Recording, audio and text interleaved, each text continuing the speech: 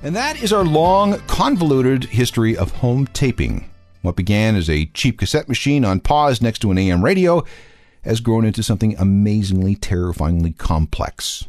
And more than just a little bit weird, too. Coming next, a look at a simpler time, the music of 1976. More of the secret history of rock, coming up. Back to the secret history of rock with Alan Cross. Each episode of The Secret History of Rock features a look back at a specific year. And this time I want to look back at what went on in 1976. Let's see, the Cray 1 supercomputer was switched on. This thing was big, 5.5 tons, most of which went to the heavy-duty cooling system.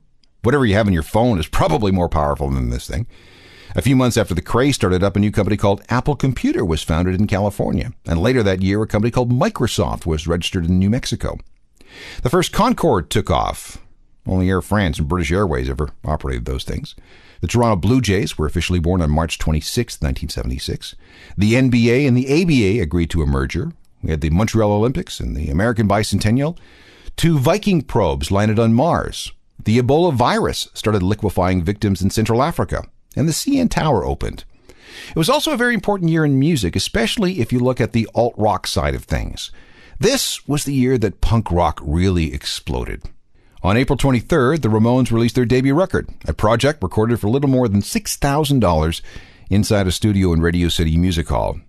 Things had been pointing to some kind of musical revolution, but after this record came out, man, it was full steam ahead.